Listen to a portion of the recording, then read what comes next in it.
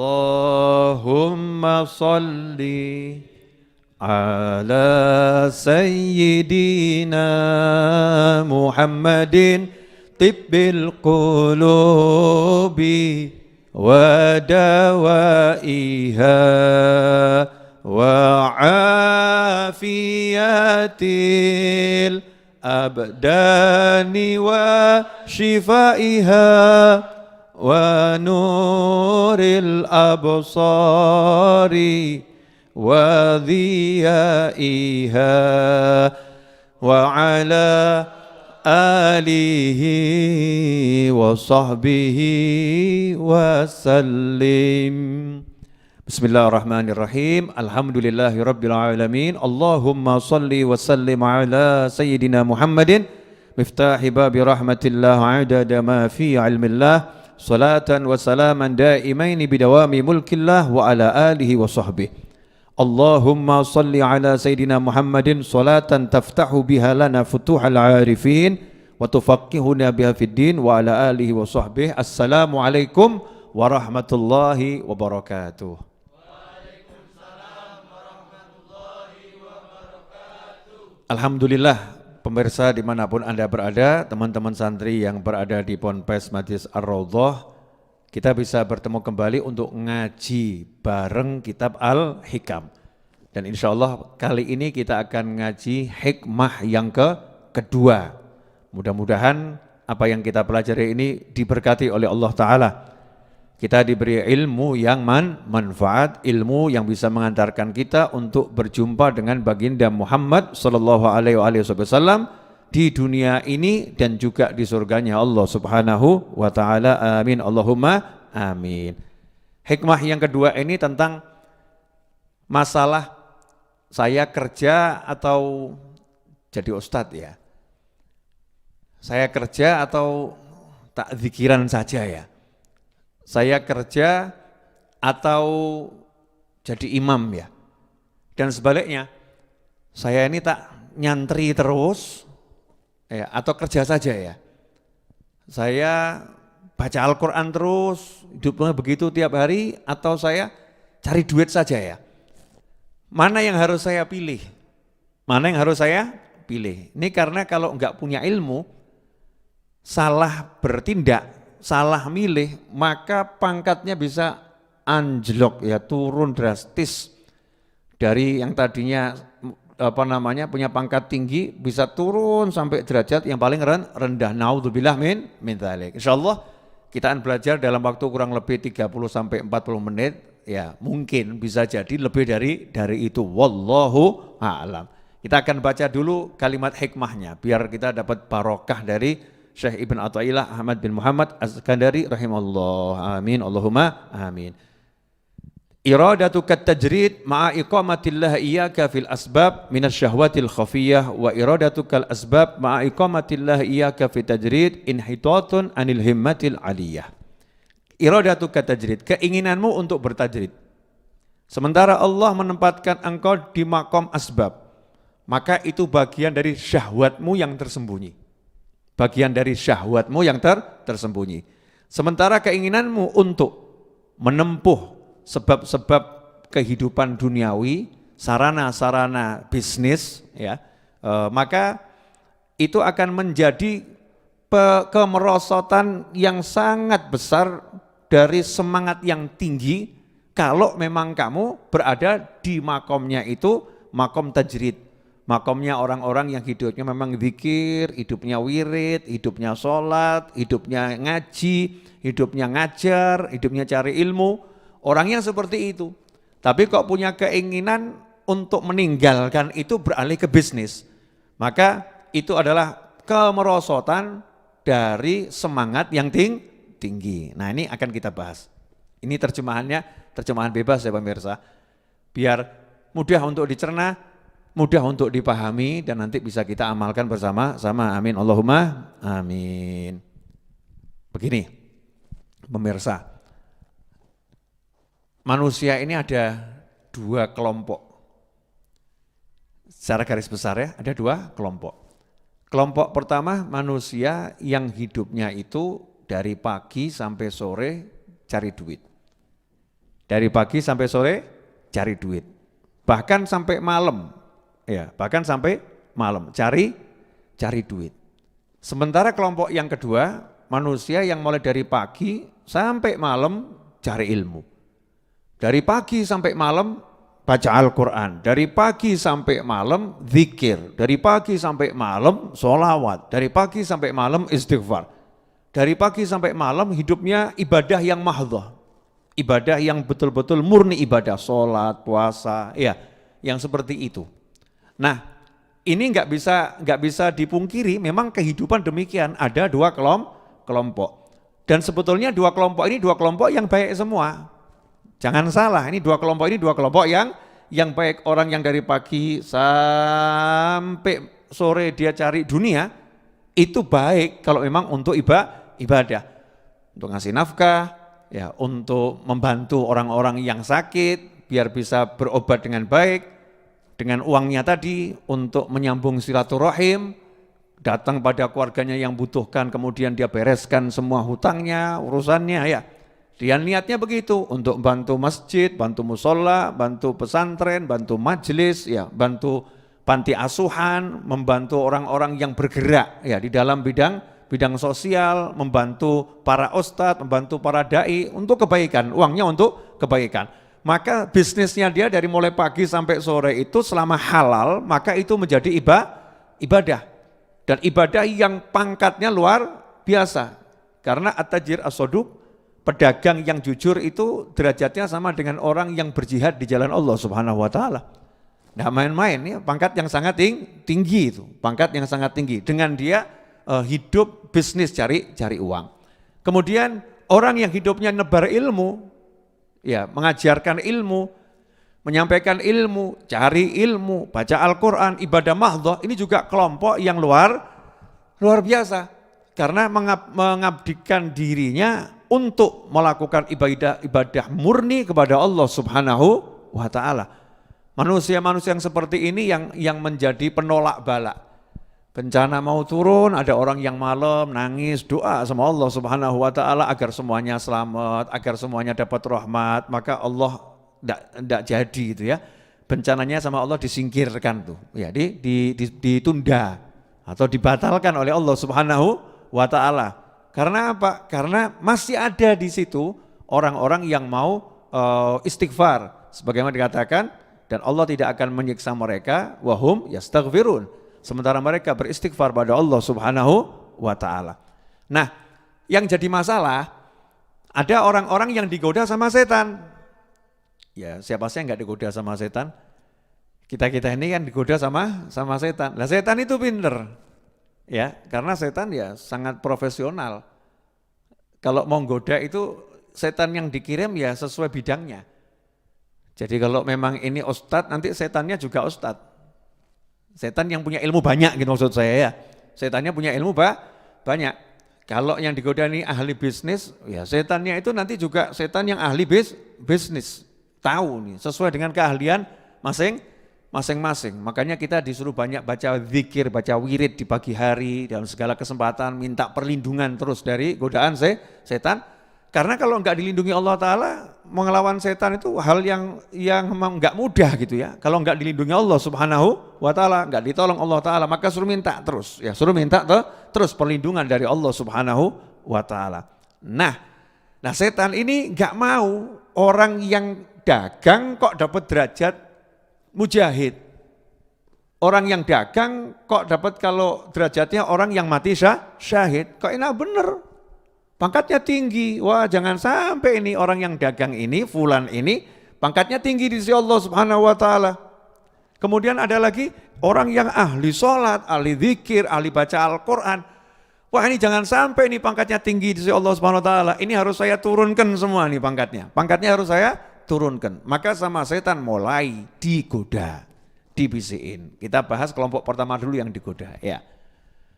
Kelompok bisnismen. Ini orang-orang yang ahli cari duit. Ya, Aldi kira-kira ahli enggak nih? Insya Allah nanti ya. Satu di antara keahlian bisa mungkin kalau enggak jadi ahli cari duit ya ahli cari dan nyebarkan ilmu semua di jalan Allah Subhanahu wa taala. Ini ada orang yang ahli bisnis, ahli cari duit. Dia kalau megang barang itu ya, orang lain jual susah, kalau dia yang pegang belum jual udah ditawar sama orang. Dan tawarannya tinggi itu. Ini ada enggak yang model-model begini nih? Nah, pemirsa, Anda termasuk yang mana ini? Kalau megang barang susah dijual, jual nggak laku-laku, atau mungkin baru pajang di profile picture tiba-tiba udah nanya itu mau dijual berapa, dijual enggak gitu ya, dikejur sama orang ini. Ini kalau coro Jawani pun tangannya ngerjekeni ya. Ya, tangannya emang punya apa itu? Punya keberuntungan ya, punya keberuntungan. Membawa rezeki seperti Sayyidina Salman Al-Farisi radhiyallahu anhu. Itu yang memang juga seperti Sayyidina Abdurrahman bin Auf radhiyallahu anhu. Sahabat Sayyidina Abdurrahman bin Auf ini tangannya ngerjekeni, berkah ya, tangannya berkah. Sehingga sahabat kalau mau belanja ke pasar titipnya sama Sayyidina Abdurrahman bin Auf, tolong kamu belanjakan. Karena kalau yang belanjakan Sayyidina Abdurrahman bin Auf itu barangnya kalau dijual tuh lakunya mahal. Ada barokahnya ya, ada barokahnya. Nah ini ada orang yang memang bagus kerjanya, cari duitnya gampang. Kemudian dia kalau punya duit, punya uang ini, udah carinya gampang, caranya halal. Kalau punya uang, itu larinya ke tempat-tempat yang baik. Sebagaimana dikatakan oleh para ulama, apa yang masuk itu ya sesuai dengan apa yang keluar. Jadi uang itu tidak mau keluar kecuali sesuai dengan cara datangnya, cara masuknya. Kalau cara masuknya halal, nanti insya Allah keluarnya ke tempat-tempat yang halal.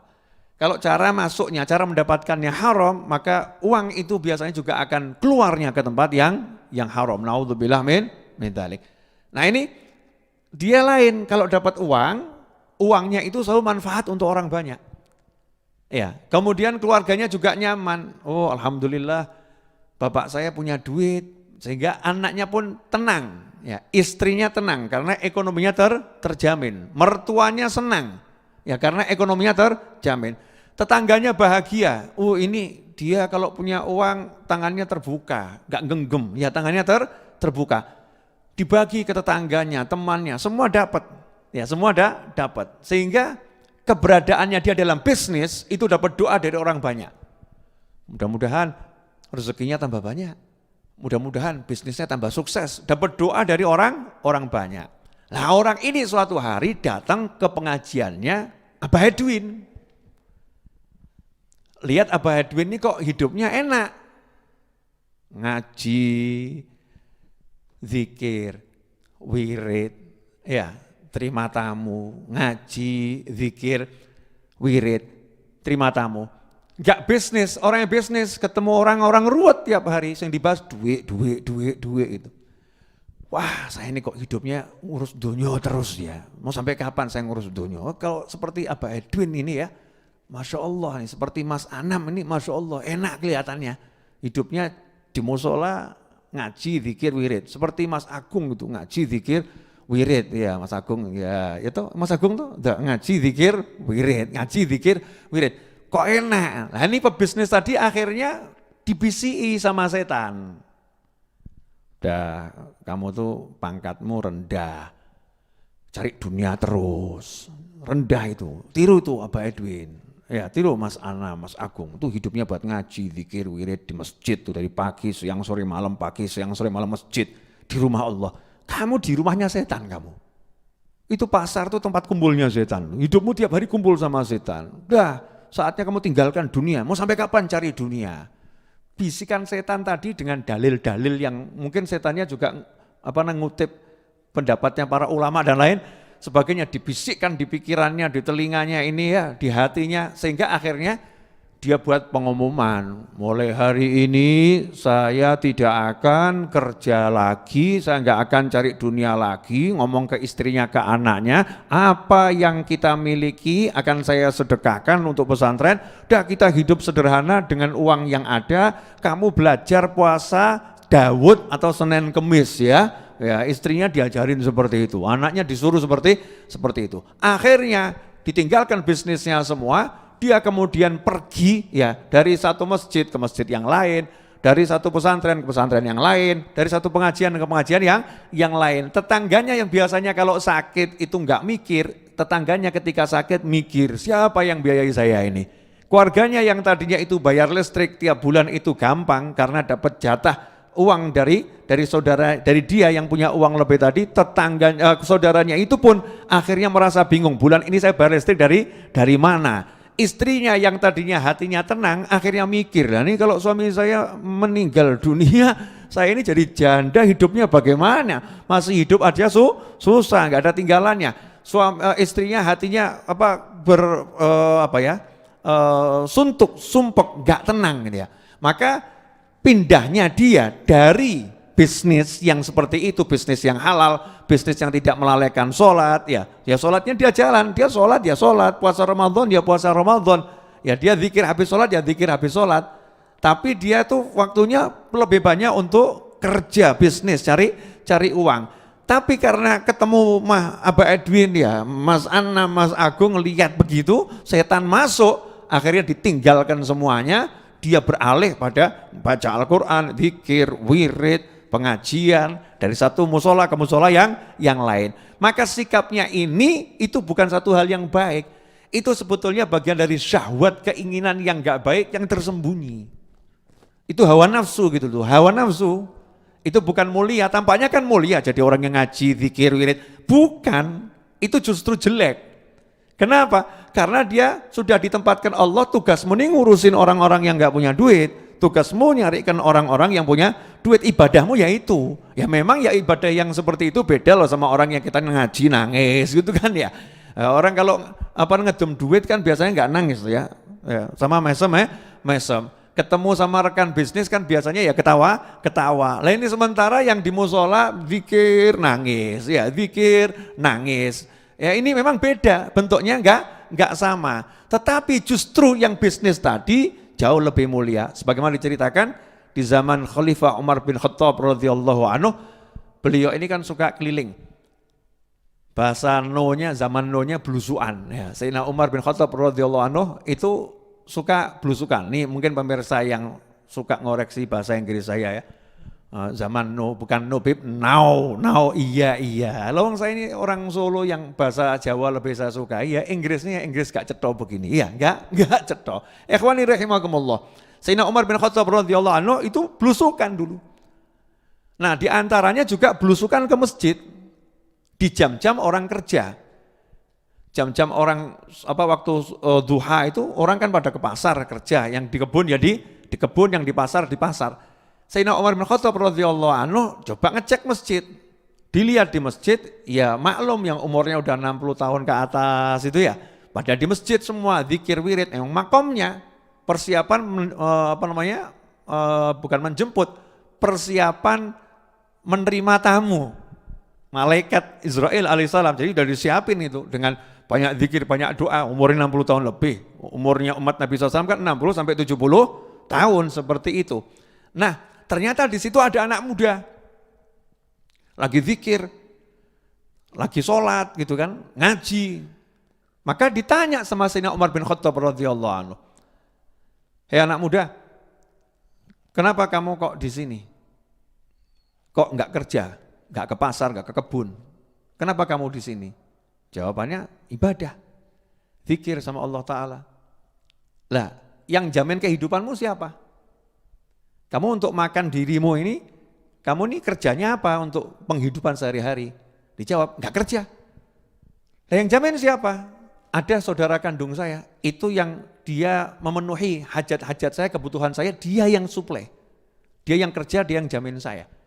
Maka kata Khalifah Umar bin Khattab radhiyallahu anhu, "Idzan akhuk a'bad minka." Kalau begitu, saudara kandungmu itu lebih ahli ibadah daripada kamu. Jadi dipuji sama saya Umar bin Khattab justru yang kerja, anak muda kok. Ya dia anak muda, tapi kenapa dia enggak bekerja, sibuk zikir wirid. Nah, ini Sayyidina Umar menilai anak muda yang kerja, tapi dengan cara yang baik, yang halal, dan semua digunakan untuk bantu saudaranya seperti itu, ini jauh lebih baik. Meskipun enggak dikatakan ini jelek, karena zikir, doa, wirid itu juga baik, tetapi enggak pas makomnya. Makomnya enggak pas. Nah ini contoh dalam kehidupan sehari-hari. Nah mudah-mudahan pemirsa yang setelah mendengar uraian saya ini, yang ahli bisnis, ahli bantu pesantren, ahli bantu orang sakit, ahli bantu keluarga yang membutuhkan, ya kerabat membutuhkan, ahli bantu tetangga, akan lebih semangat untuk cari duitnya, cari duit yang banyak. Tapi caranya yang halal, caranya yang bagus, dan tidak melalaikan dari sholat, tidak melalaikan dari zikir. Kan ya tetap zikir, tetap sholat gitu ya. Tapi karena bakatnya di bisnis, maksimalkan bisnismu. Biar jadi sahabat yang punya harta yang banyak itu. Seperti sahabatnya Nabi Muhammad SAW. Ikhwani rahimakumullah. Nah sementara kelompok yang kedua, ini tadi kelompok yang pertama, ahli bisnis.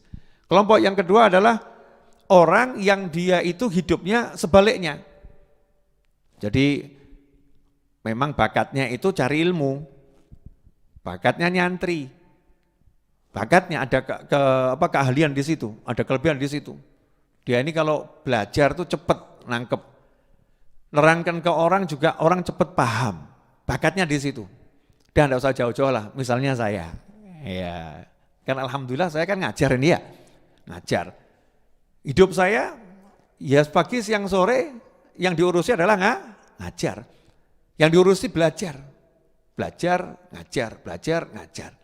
Nah kok kebetulan saya ketemu satu pebisnis. Dia buka toko di pasar ini, di mall ini, di kota ini, sekian banyak. Bisnis tadi kelihatan nyumbang sana, nyumbang sini, bantu sana, bantu sini. Akhirnya saya tertarik. Wah, ngajar terus gini, dapat duitnya kapan ini? Nggak bisa saya begini nih. Saya kerja sih saya kerja, tapi nggak maksimal kerjanya, cuman minim. Cari dan nyebar ilmunya yang maksimal. Sementara orang itu dia cari duitnya itu kenceng. Ya cari duitnya kan kenceng ini.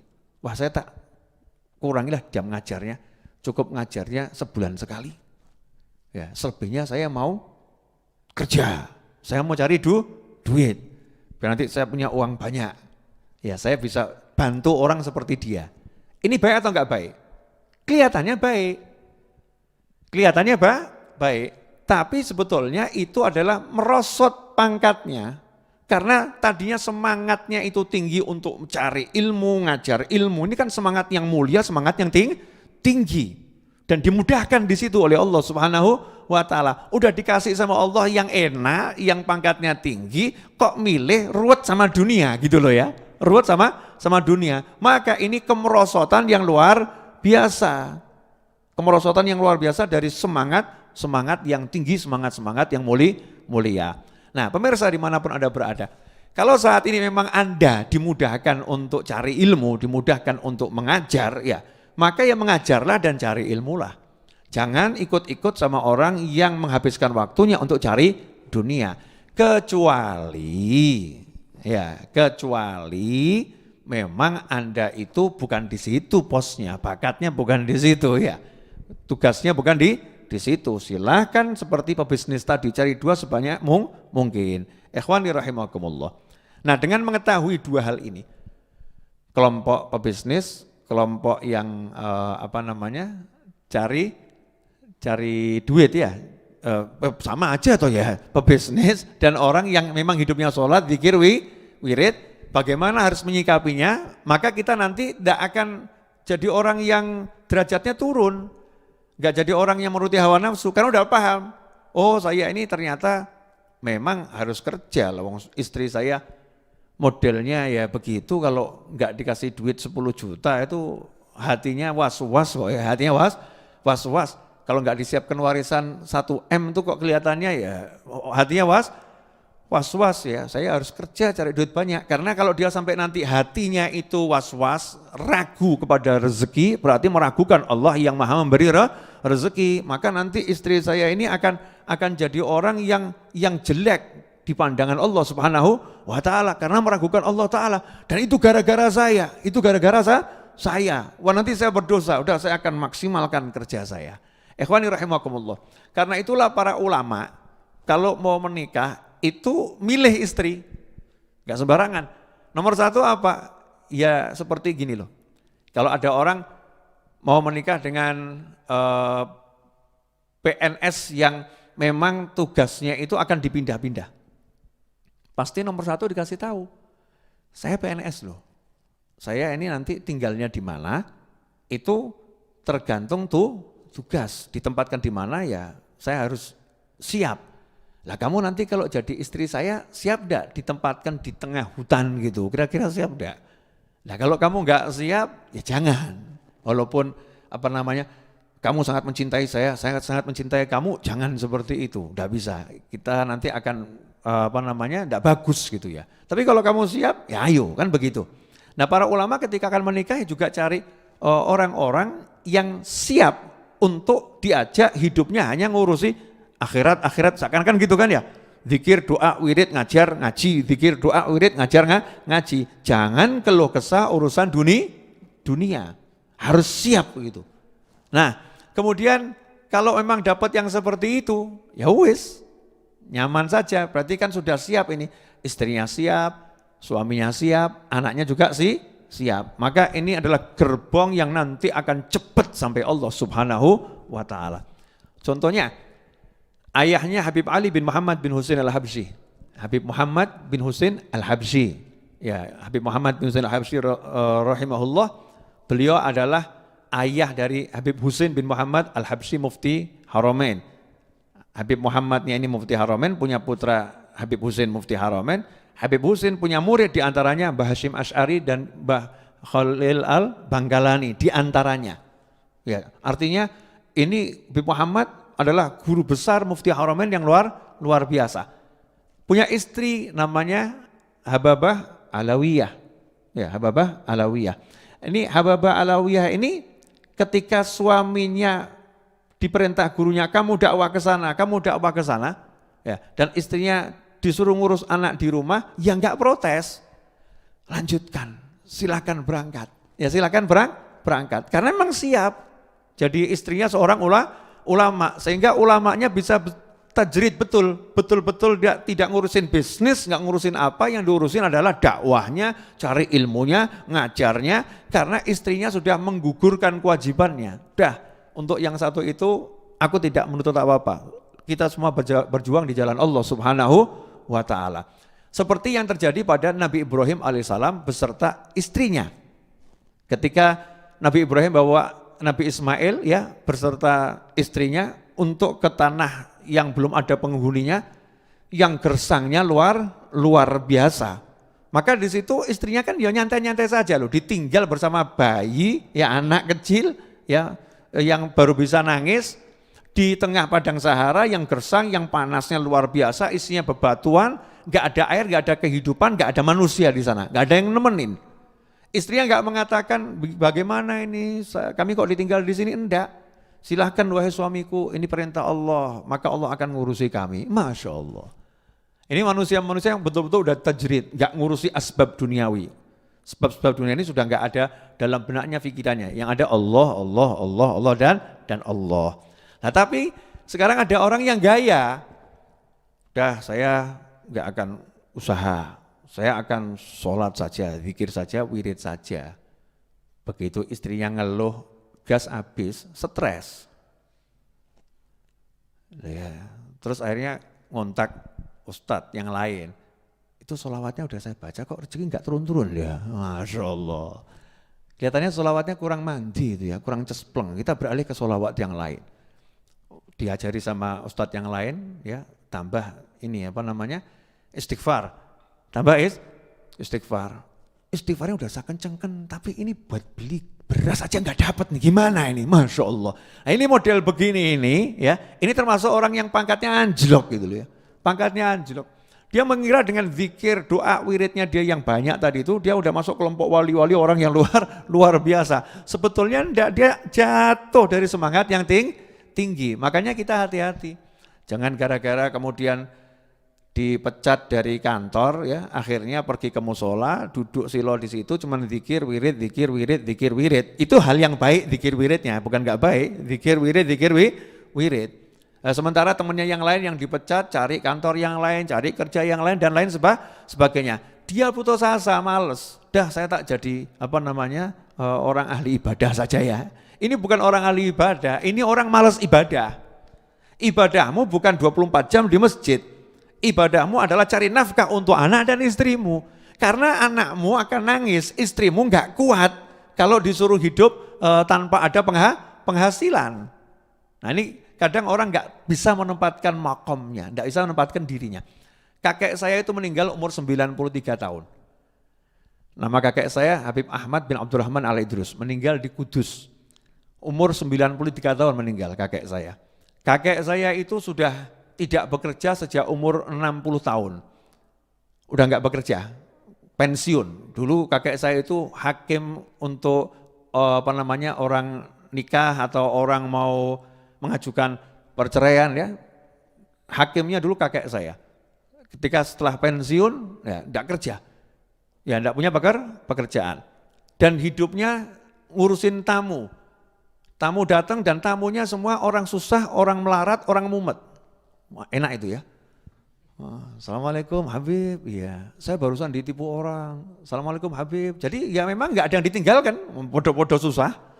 Udah kakek saya ini hidupnya emang sangat susah, tamunya modelnya susah-susah semua ini.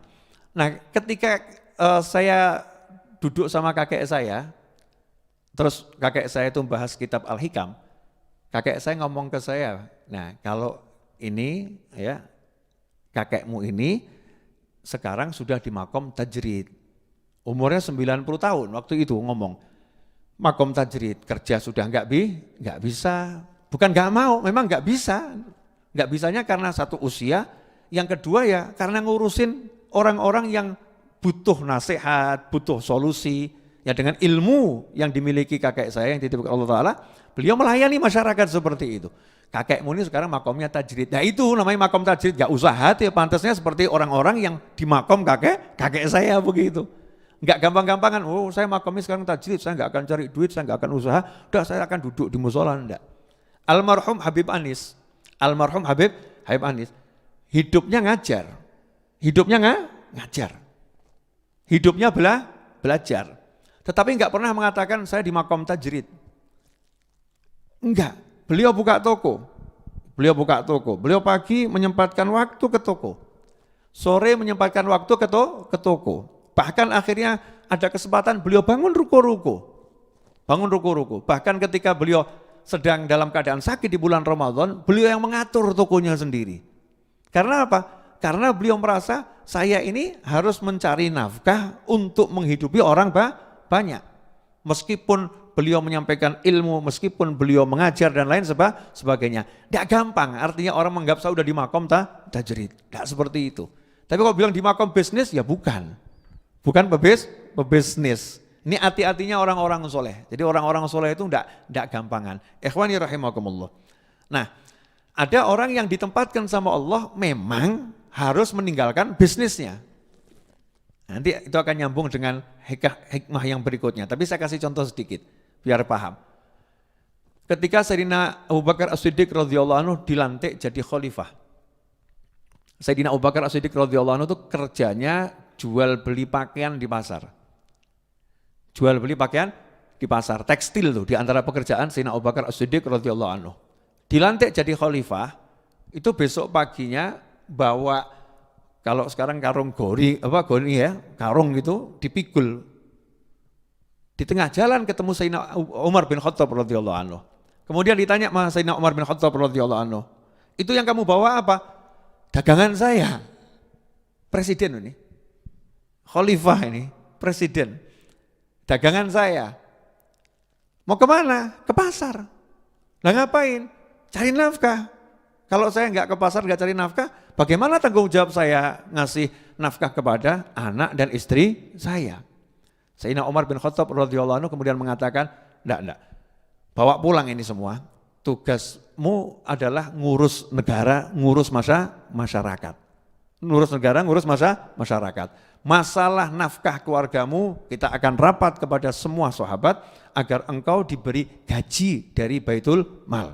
Dari kasnya umat Islam, kamu diberi gaji. Tapi baktikan dirimu 24 jam kasarnya begitu ya, hanya untuk mengurus masyarakat. Akhirnya deal. Sehingga hidupnya dibaktikan betul-betul jadi khalifah, makannya keluarganya itu dari gaji. Tapi Anda perlu tahu gajinya berapa. Cuma di zaman khalifah loh, 1400 tahun yang lalu, coba padokno saiki gitu loh ya. Beda zaman ya, beda cara. Cuman kita melihat bagaimana hebatnya Khalifah Abu Bakar As-Siddiq radhiyallahu anhu. Itu gajinya hanya untuk kebutuhan makanan pokok. Makanan pokok itu setahun butuhnya berapa yang minim. Kalau mungkin Mas Drahman ditanya butuhnya beras 1 bulan berapa? Misalnya ya, dia ngitungnya Mas Drahman bukan nanti 1 hari 3 piring, enggak, ngitungnya 1 hari ini ya 20 piring. Lah anakku nambah, bojoku nambah, aku ya nambah gitu ya. Nah, ini kalau kelasnya sahabat itu misalnya butuhnya 1 piring, nanti mintanya enggak 1 piring, dibuat paling minim, kira-kira nih kalau 1/4 piring sudah bisa rodok neken perut ya sudah 1/4 piring ini buat 1 hari, udah segitu. Itu caranya ngukur gajinya demikian. Ngukur gajinya demikian. Nah ini beliau kemudian fokus pada ngurusi umat. Nah ini dipindah sama Allah Ta'ala dari makom yang tadinya bisnis, pindah ke makom ibadah yang namanya ibadah ngurus umat, ngurus negara. Ini yang mindah Allah Subhanahu wa Ta'ala. Nah nanti kita akan bahas pada hikmah yang berikut-berikutnya. Kalau dibahas sekarang tidak enak. Nah pemirsa dimanapun Anda berada, dari uraian yang sudah saya sampaikan kurang lebih 25 menit ini, maka kita bisa tahu. Ini ada, kadang-kadang kita ini anak muda, saya kan masih muda tuh ya. Anak muda kan merasanya, saya udah berada di makom tajrid, nggak perlu bisnis. Tapi ditagih utang bingung. Itu salah, makommu bukan makom tajrid berarti. Makommu ya memang makom cari duit, tapi ibadahnya yang banyak gitu. Ya, ada orang udah merasa saya ini di makomnya adalah makom bisnis. Saya nggak perlu ke musola, ke masjid, zikir wirid nggak perlu. Saya akan sedekah, ya sedekah dengan harta saya ini. Tapi sholatnya hilang, sholatnya keteteran. Ya, zikirnya nggak pernah, ngajinya nggak pernah. Itu bukan makom bisnis itu. Itu termasuk orang yang lalai dengan dunia. Yang di makom bisnis itu ya sholatnya jalan, zikirnya jalan, cuman presentasi cari duitnya itu lebih maksimal karena dia ada bakat di situ. Yang presentasenya itu ahli zikir, ahli wirid, makomnya itu makom tajrid, dia itu ya mungkin ada bagian di mana dia buka toko, buka kios, tapi nggak diurus loh, nggak dipikir gitu ya. Hidupnya fokus untuk ngurusi umat ya, untuk ibadah pada Allah Subhanahu wa Ta'ala, ibadah yang mahdhah. Makanya jangan sampai kita kena bisikan syaitan. Kalau emang kita seperti ini loh, ada orang kok dikasih kemudahan tugasnya jadi penderek Kiai Habib, Ustadz, penderek, abdi dalam tuh, kalau di keraton ada abdi dalam. Abdi dalam itu kan orangnya qanaah, dikasih apa ya diterima gitu kan ya. Ini ada orang yang ngabdi, melayani, khidmah sama ulama, sama ustadz, sama kiai, khidmah. Dimudahkan di situ, jadi hidupnya ya ngambilkan sandal, nyucikan pakaiannya, nganterkan kiainya, ustadznya, habibnya kalau pergi ditemani, ya. Di situ makannya sehari-hari ya dari sedikit gaji yang dapat dari Pak Yai, Pak Habib, Pak Ustadz itu. Dikasih mungkin beras, gula, ya minyak, untuk istri dan anaknya bisa makan, yang penting bisa makan. Tapi mau beli mobil nggak bisa dia. Mau beli rumah yang bagus nggak bisa. Dia mau punya motor yang terbaru nggak bisa. Akhirnya dia lihat, lah teman saya ini hidupnya kerja, dia dapat duit banyak, akhirnya dia bisa beli rumah. Lah kalau saya ini ikut Pak Yai, ikut Habib, ikut Ustadz, tuku rumah kapan nih? Belinya rumah kapan ini? Saya ini kalau terus ikut Habib Novel nih, beli motornya kapan ini? Misal begitu ya. Saya ini kalau ikut Ustadz Fulan terus ini saya bisa beli sawah yang besar kapan ini? Wah, gak bisa saya. Akhirnya dia tinggalkan ustadznya, kiainya, habibnya itu pindah ke pasar. Ya, bisnis. Ini bukan hal yang baik. Bukan hal yang baik. Ini adalah satu kesalahan yang gak disadari. Dan sementara kehidupan dunia itu cuman sebentar. Setelah itu is dead, pindah alamat. Alamatnya di mana? Kuburan, alam barzah. Hasil dari semua kesabaran, ketekunan kita di dunia ini, kita akan menikmatinya, betul-betul menikmati nanti ya di sono itu. Kalau di dunia ini kan cuma dikasih nikmat kontan sedikit saja, injip-injip. Nanti di sananya yang luar biasa. Nah sementara tadi sudah dikasih nikmat yang luar biasa, nggak mikir apa-apa, hidupnya enak, ya. Tapi ternyata dia tergoda oleh temannya yang dapat duit jauh lebih banyak, sehingga dia tinggalkan kenikmatan ini dan dia melihat itu tampaknya lebih nikmat. Ya, padahal dia lagi merosot derajatnya dari seakan-akan tajrid, ya, usaha mendekati tajrid tadi menuju bisnis. Nah ini hal yang salah, bukan yang benar. Jelas semuanya ya, insyaallah. Ini tidak akan saya panjangkan karena kalau dipanjangkan juga yang nerangkan pusing, yang dengarkan juga pusing, tapi kalau begini ya insya Allah paham. Nah saya punya satu kisah, boleh? Ya, ini rahasia saya yang saya share beberapa waktu lalu tapi mau saya ungkap lagi. Saya ini alhamdulillah kan ya dari keluarga yang secara ekonomi pas-pasan, mepet, dan juga bukan lagi mepet, pas-pasan pol lah. Ayah saya, ibu saya, kakek saya seperti itu. Saya anak tertua dari ibu saya. Ya, saya punya kakak lain ibu ada di Jakarta ya, ada di Jakarta. Tapi dari ibu saya anak yang tertua. Subhanallah, setelah saya lulus SMA kemudian saya ke pondok pesantren, 6 bulan di pondok pesantren, saya keluar dari pondok pesantren juga diizinkan guru saya, ya cukup kamu belajar pulanglah, kamu dapat ilmu yang barokah. Nah waktu itu saya ikut ngaji bersama almarhum Habib Anis tiap hari gitu. Tiap hari ikut ngaji, belajar terus. Nah kemudian ada yang ngomongin saya, kamu nih anak gak bekti sama orang tua, kamu nih anak gak ngurus orang tua, atau orang tuanya ini mengharapkan kamu sebagai anak yang tertua kok. Tambah kamu hidupnya rumah masjid gitu ya. Gak mau fokus cari duit, gak mau kerja, gak mau bantu orang tua. Saya jadi anak ya waktu itu ya ngeluh, maksudnya ngeluh, aku ini bener apa salah? Saya ini bener apa salah? Nah disitulah kita perlu nanya sama orang yang paham.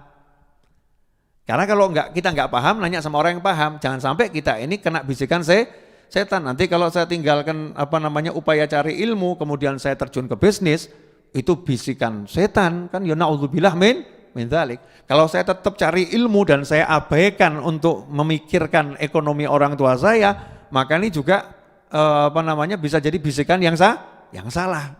Saya tidak tahu mana yang benar. Maka saya nanya. Berangkatlah saya ke Pasuruan. Ya, kan saya dulu mondok di Pasuruan. Ke Pasuruan silaturahim sama salah satu guru saya. Begitu sampai rumah guru saya, ini rahasia loh ya, jangan di-share. Sampai rumah guru saya itu ba'dal maghrib. Ada tamu di situ lagian. Jadi saya nunggu dulu, tamunya pulang terus saya duduk. Saya tuh cuma punya satu pertanyaan, mau nanya. Saya bagusnya ini melanjutkan belajar di tempat Habib Anis, belajar terus.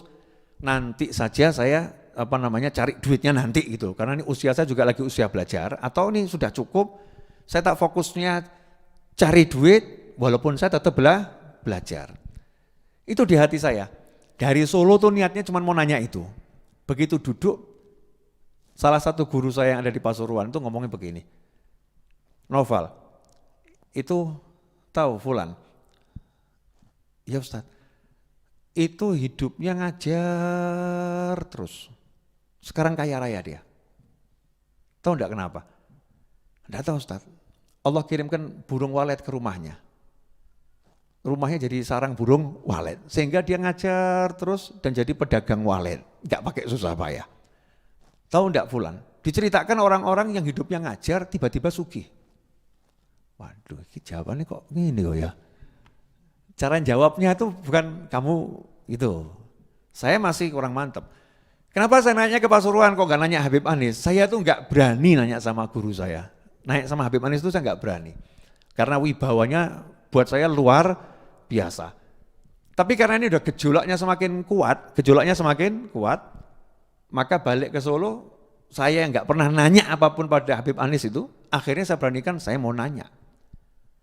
Saya masih ingat betul tuh, habis sholat maghrib, habis beliau baca Quran, kita kan tadarus tuh ya, beliau baca Al-Quran biasanya dapat 1 hizib, kemudian beliau bangun, masuk ke rumah untuk sholat sunnah awabin, akhirnya saya beranikan, saya cegat, saya hadang, saya sapa, Habib maaf mau nanya, itu jantung sama jedung gitu ya, mau nanya, senyum beliau senyum, kemudian ngajak saya duduk di ruangan memang untuk belajar mengajar tuh ya, di Zawiyah Masjid Riyadh. Beliau duduk, lah ketika mau duduk itu bukan senyum, setengah ketawa, terus ngomong sama saya, Noval, kamu kalau belajar di sini, ikut pengajian di sini ya, lebih saya dukung. Nah sekarang mau nanya apa? Nah, terus takut apa aku tuh ya? Belum nanya udah dijawab. Akhirnya saya bilang ngarang soal tiba-tiba, soal apa cek nih? Oh, hendak mau naik masalah ini. Ya, dijawab juga sama beliau. Ya ini jawabannya begini. Udah ya saya lagi dipanggil di dalam, maaf. Ada yang manggil, ada yang ngetuk pintu. Saya lagi dipanggil nih di dalam. Ya, nanti kalau kurang jelas nanya lagi. Udah jelas Bib. Beliau masuk gitu ya. Nah akhirnya di situ saya mantep, berarti memang makom saya adalah belajar ya. Makomnya belajar. Sehingga sampai sekarang ya saya belajar dan mengajar. Memang di situ. Ya mudah-mudahan istiqomah nggak dipindah gitu ya, nggak dipindah gitu. Kecuali memang kalau Allah memindahkan tiba-tiba Habib Novel sudah sekarang ngajarnya dikit saja, sekarang jadi pebisnis, Allah yang memindahkan. Ya itu Allah memindahkan ya harus dituruti, bukan kemauan kita. Nah kalau kita nggak paham, kita bagusnya di mana? Nanya sama orang yang paham. Sebaliknya ada satu adik kelas saya datang ke Habib Anis almarhum, datang ya, nanya, semangat ini pengen belajar ke ke luar negeri, ke pondok pesantren di luar negeri. Habib, saya ini semangat mau belajar di ponpes di luar negeri sana. Habib Anis jawabannya beda, senyum. Kalau kamu bagusnya lanjutkan kuliahmu. Karena dilihat memang bakatnya di bisnis, jadi disuruh belajar untuk jadi pebisnis yang nanti hebat. Yang ini memang bakatnya, ini kelihatan nih anak bakatnya memang cari ilmu dan ngajar, ya biar di situ. Nah kita ini bakatnya di mana? Yang tahu adalah orang yang paham hati, ahli qulub, yang hati yang bersih ya, dan orang yang berpengalaman. Nah karena itu jangan sembarangan kita mengatakan, dah saya sekarang bagusnya tidak usah kerja saja, saya tak jadi santri dari satu masjid ke masjid yang lain. Bisa jadi itu kemalasan itu. Ya itu bisikan setan dari sifat malas kita anggap kemuliaan. Naudzubillah min dzalik. Makanya hati-hati. Paling tidak kita ambil sikap yang paling sederhana itu, ya kamu kerja, jangan sampai melalaikan ibadah gitu. Yang cari ilmu gitu ya kamu belajarlah bekerja, ya sekedar ngikutin sunnah, bahwasanya orang itu mencari nafkah untuk dirinya sendiri, ya bukan seperti pengangguran gitu. Sekarang kan banyak hal-hal yang bekerja dibuat mudah ya, yang online dan lain sebagainya. Tapi bukan jadi pokok, hanya sekedar kewajiban dan sunnah. Hakadza ulafu minkum. Mudah-mudahan kisah saya tadi tidak di-share. Ya, mudah-mudahan cerita tadi itu enggak di-share, tapi itu pengalaman yang menarik. Jazakumullah khairan wa'alafu minkum. Insyaallah kita sambung pada episode berikutnya di lain waktu dalam keadaan yang jauh lebih baik. Dan mari kita bacakan Al-Fatihah untuk almarhum Al-Habib Ali bin Abdurrahman As-Segaf dan juga Syekh Ali Jabir, kemudian Habib Ja'far bin Muhammad Al-Kaf, Habib Hasan bin Muhammad bin Hud As-Segaf, dan untuk ulama-ulama kita yang belum lama meninggal dunia, Kiai Najib dan lain sebagainya, para kiai yang belum lama meninggal dunia, mudah-mudahan semuanya oleh Allah Ta'ala dipertemukan dengan baginda Muhammad SAW, dilipat gandakan pahalanya, diletakkan di surganya Allah Ta'ala, dan semua kekurangan dan kesalahannya diampuni oleh Allah Subhanahu Wa Ta'ala. Dan mudah-mudahan kita semua insya Allah diberi Allah kekuatan untuk meneladani beliau semua, dan kita dimasukkan dalam kelompok orang-orang yang soleh, orang-orang yang mencintai dan dicintai. Ala hadiniyah wa ala kunatin solihatin jamina fiha wa ila hadratin Nabi SAW. Al-Fatihah. A'udzu billahi minasyaitonir rajim. Bismillahirrahmanirrahim. Alhamdulillahirabbil alamin. alamin arrahmanir rahim maliki yaumiddin iyyaka na'budu wa iyyaka nasta'in ihdinas siratal mustaqim siratal ladzina an'amta 'alaihim ghairil maghdubi 'alaihim waladdallin amin. Allahumma salli wa sallim ala sayyidina Muhammadin miftahi babi rahmatillah adada ma fi ilmillah salatan wa salaman daimaini bidawami mulkillah wa ala alihi wa sahbihi. Allahumma ij'al fi ta'atika farahi wa sururi wa fi mardatika jami'a umuri. Allahumma ya alim bihalati wa muttali ala sarairi wa niyati iqdi jami'a hajati waghfir dhunubi wa sayyiati وتجاوز عن خطيئاتي وزلاتي وتقبل جميع حسناتي وسامحني فيما مضى وما يأتي واكتبني في ديوان ساداتي واسلك بي سبيل نجاتي في حياتي ومماتي. اللهم إني طامع في عطاك راغب في رضاك مستسلم لقضاك فاكتبني من أولياك wasluk bi sabila hudak wa alhiqni bi asfiyak wa sallallahu ala sayyidina Muhammadin wa alihi wasallam alhamdulillahi rabbil alamin. Pemirsa dimanapun Anda berada, jangan lupa untuk menerapkan 3M, pakai masker ya, kemudian juga jaga jarak dan cuci tangan ya. Itu untuk orang umum cuci tangan, tapi kita sebagai muslim lebih dari itu. Bukan cuma cuci tangan, kita tajdidul wudu yang sering memperbarui wudu. Insya Allah kalau itu diterapkan, maka bangsa kita ini akan segera bebas dari COVID-19 insya Allah. Tahun 2021 mudah-mudahan insya Allah kasus COVID-19 semakin melandai, semakin turun, dan insya Allah Indonesia dan dunia pada umumnya akan bebas dari COVID-19. Amin Allahumma amin. Terima kasih banyak dan mohon maaf atas segala kekurangan. Jazakumullah khairan wa afu minkum. Wassalamualaikum warahmatullahi wabarakatuh.